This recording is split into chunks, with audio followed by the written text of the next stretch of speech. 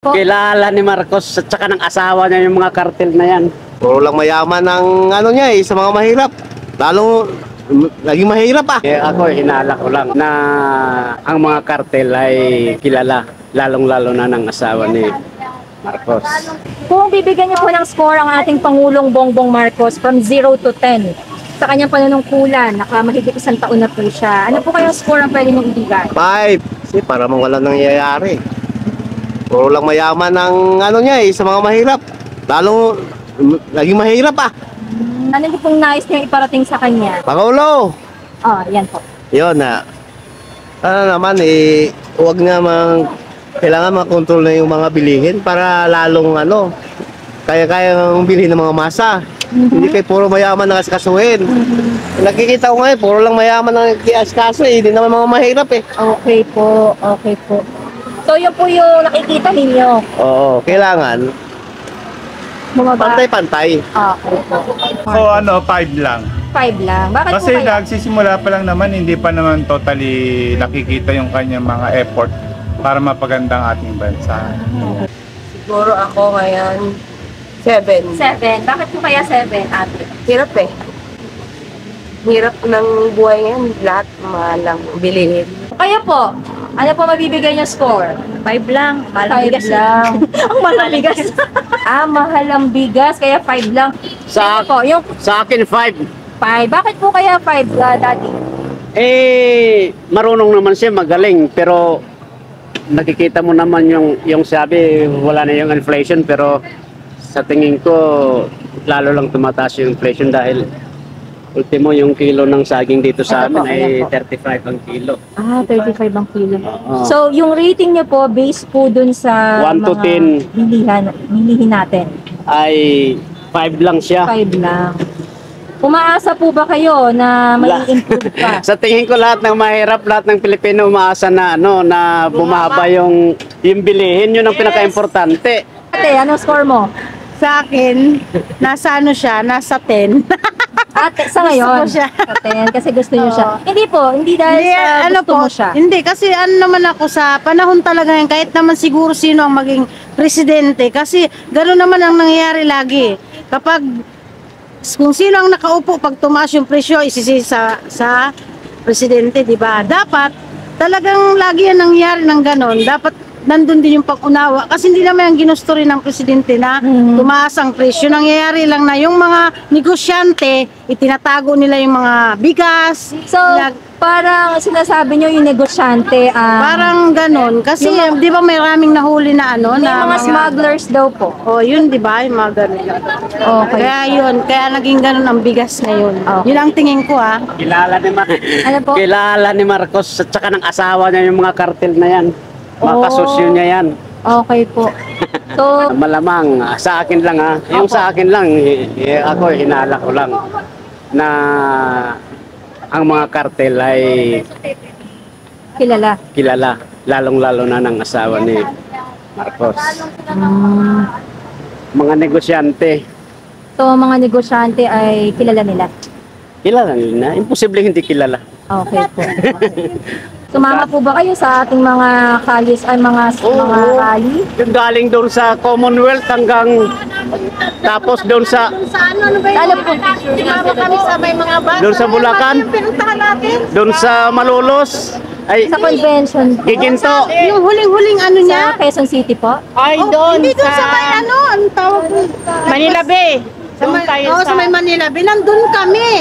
Ang dami halos. Paranaque po. Oo, doon kami. Inabot kami doon ng ulan. Opo. Ang init. Sobra. Nag-antay talaga Tayo kami. nagkita-kita no? Nandun din po ako Oo, eh. nandun ka rin. Nandun kami. Ang daming tao. Nandun din po ako eh. Grabe talaga. bilib ako sa mga speech niya, lalo yung sa ibang bansa yung pagka Kaya may nga mga hinihintay meeting. namin yung mga Magaling siya. ano niya, yung mga sasabihin. Magaling siya mag-speech. Hindi ko alam lang kung bakit isang taon hindi niya kayang sinabayaan lang niya lumubo yung ganun ka. Opo. Ayaw niyang bitawan yung agriculture. Ibigay niya yan sa magaling. Ang galing ng dating umahawak dyan yung kay Duterte. Si Piñol, di ba? Manny. Oo. Wala eh. Nalitan na po si Manny eh. Sir Manny Piñol, wala. Kahit pa paano napigilan ni Manny yung pagtaas ng ano ng bigas na control. na control niya. Okay. Pero pag upo niya may nabibiling 36. Ngayon 56. Pag upo niya may nabibili pang 36 pesos ang kilo. Nung naupo po si Bongbong Oo. Marcos, may 36 pa. Ngayon, Ngayon wala na, 56 na. Aasahan mo yung ano ba itong ano niya, yung sa mga ano, yung kadiwa. kadiwa. May kadiwa po ba dito? Kalawak-lawak Naramdaman niyo po ng ba yung Pilipinas. kadiwa dito? May kadiwa po ba dito sa Bulacan? Wala pa akong nakita ditong kadiwa. Wala ba? Wala pa. Sabi wala, no? Mga 20% lang ang nakikinabang dyan sa kadiwa. Sa 100% na Pilipino, mga 20% lang ang nakikinabang dyan sa kadiwa. Kaya nito, mahal ang bilihin. 5. 5. Bakit po kaya Sir 5? Okay lang, parang di ko siya nakikita kumbaga wala pang napapatakbo gano'n. Hindi pa rin na yung presyo, okay na po. Yung presyo. Yung presyo ng bigas, gano'n. Hindi pa rin, wala pa rin pinagbago. Kayo po kuya, ano po sabi niyo? Ano po score niyo? Sa akin, 0. 0 dahil sa presyo. Presyo ng bigas, di niya pa rin naayos. Sa akin lang ha, 1-3. 3. Bakit po kaya 3 ate? Kasi imbis na sabi niya bababa ang mga bilhin, lalong tumaas eh. Yes. Binoto ko pa naman siya. Ano po ate? Idol ko yung tatay niya. Binoto niya po siya. Wala, lagi siyang palis, imbis na dito mag-focus sa Pilipinas. Lalong tumaas yung mga bilihin. Sobrang mahal ng bilihin. Pangako niya kasi nang bababa yung bigas, hindi bumaba, lalong tumaas. Tapos yung mga gulay, lalong tumaas. Halos lahat, lalong tumaas. So ito po, gulay po ang inyong paninda. Sitaw. Okay. From 0 to 10, ano po kaya mabibigay? 6 lang. 6. Bakit po kaya 6? Ha? Hindi naman maganda yung naging ano niya.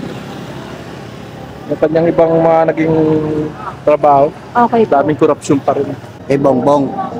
Parang Kanya wala pa rin pang nakikita, di ba? Nasa size lang. Sa Kasi, is, okay. hindi pa bumababa yung bigas. Nakikita naman ng mga tao talaga. Okay. Di ba? Na ang bigas talaga talagang sobrang tumaas. Imbis na bumaba dahil sa mahihirap, biglang tumaas. Bakit kaya? Yung mga pangako, wala pa. Sino ba namang taong mamamayan ang hindi umaasa sa sinabi niya na pinangako niya? Siyempre lahat ng tao umaasa yan. Di ba? Okay po. Pinoto niyo po ba siya? Naman, totoo yun. Okay. Bongbong ako yun. Okay. Pero hinihintay pa ng taong bayan ang pangako niya. 7 sa akin. 7. 5. Parang ano ko nga, parang 0-0 eh. Wala din pintay. Wala din eh. Ang mga bilhin natin, lalo tumataas. Gasolina. Mga bilhin sa gulay, mga isda, anak ko. Ano po kaya magbibigay niyong score sa kanyang panunungkulan?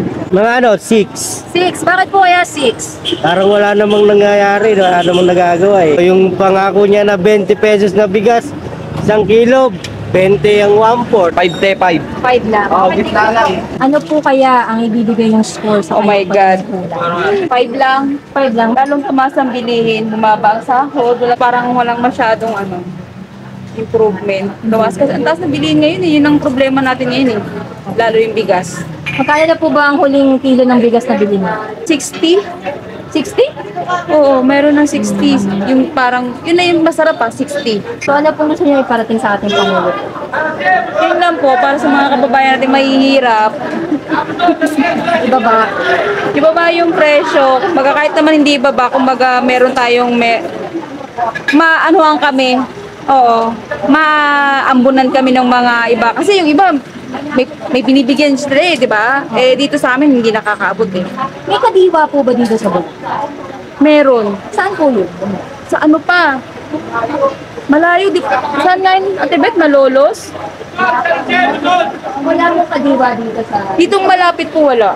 Malayo pa.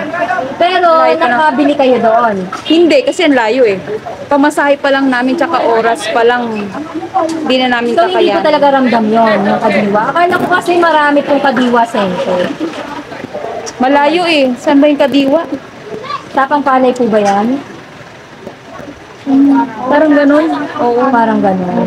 Okay po. Kasi kahit naman pumunta ka, may limit ng oras dun May limit ang oras sa kadiwa. So hindi po anytime pwedeng bumili. Hindi pwede Tapos may lang, halimbawa, mag-ano lang sila ng date. May araw. So, hindi everyday. Hindi everyday. Oh. So, merong specific date and time lang na pwedeng bumili. Yes, so. So parang yun. Kami itong rolling stone. Parang rolling stone. Hindi po siya araw-araw.